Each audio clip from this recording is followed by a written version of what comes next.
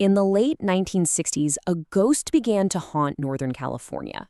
But this wasn't just some random killer. Oh no, he was a performer, an artist of terror who craved the spotlight. He actually gave himself a name, sent these bizarre and terrifying letters to the press, and then, after years of taunting everyone, he just vanished. He left behind what is still one of the most maddening and compelling cold cases in American history. So, if we want to get inside this guy's head, we have to start with his own words. This chilling message, this came from his very first cipher. And here's the kicker. This complex code, the thing he designed to prove what a genius he was, it wasn't cracked by the FBI or the CIA. Nope. It was solved by a high school teacher and his wife.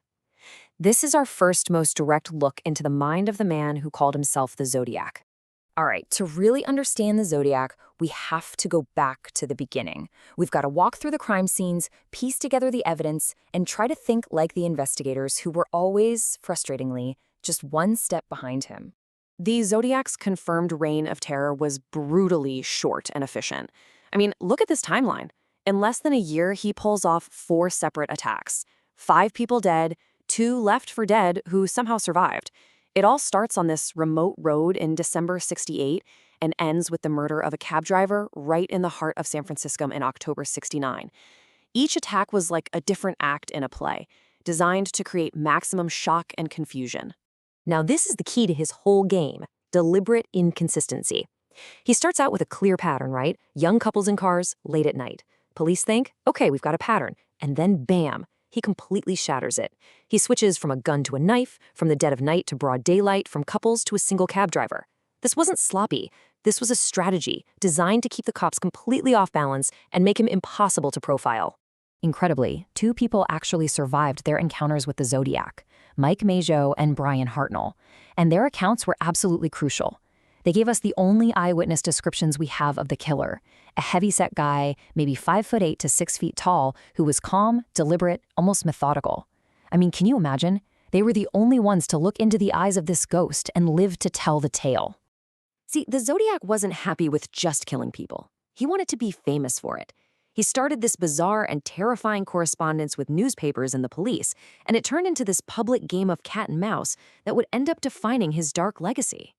He sent over 20 letters and cards, and in them he dropped these little details that only the real killer could possibly know, like the brand of ammo he used or something specific he did at a scene.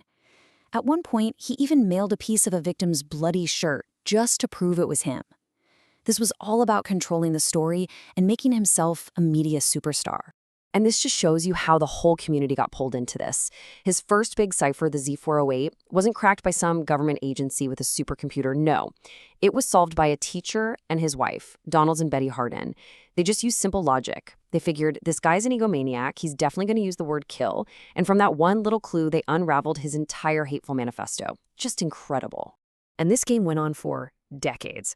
It wasn't until 2020, 2020, that another one of his really complex ciphers was finally cracked by this global team of amateur code breakers. And the message inside?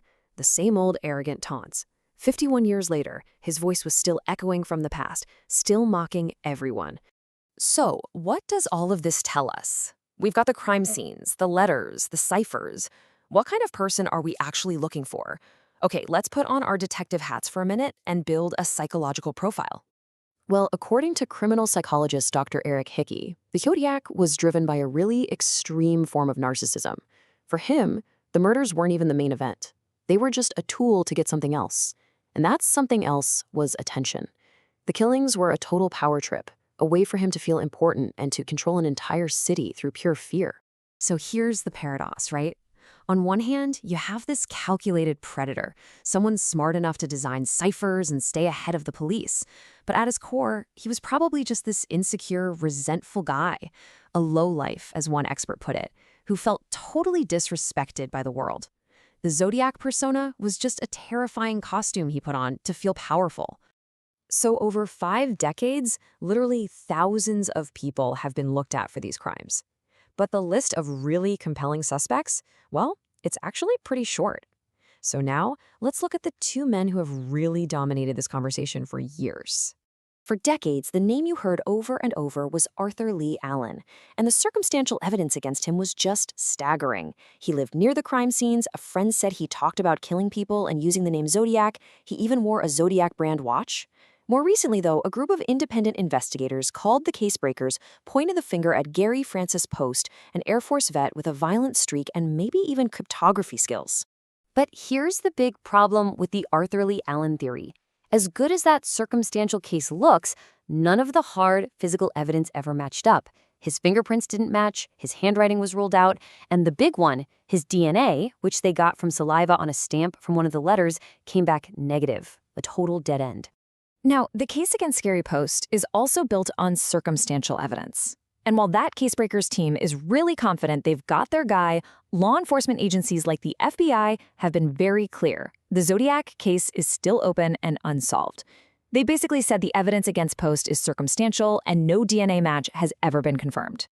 So this brings us to the million-dollar question, right? After more than 50 years, thousands of tips, dozens of suspects, why is this case still officially open? How in the world did this ghost get away with it? You know, it was really the perfect storm. The killer himself was clever, constantly changing his methods so you could never pin down a pattern. Forensic science back then was in its infancy. We're talking no DNA, no giant computer databases, and on top of all that, he played the media and the police like a fiddle, using his letters to build up this legend while he stayed safe in the shadows. And that leaves us right here with the ultimate question. With all the new advancements, things like genetic genealogy that have cracked so many other cold cases, are we finally on the verge of giving the Zodiac a face? Or was he the perfect phantom, a killer who designed a mystery so flawless that it will just never be solved? The clock is still ticking.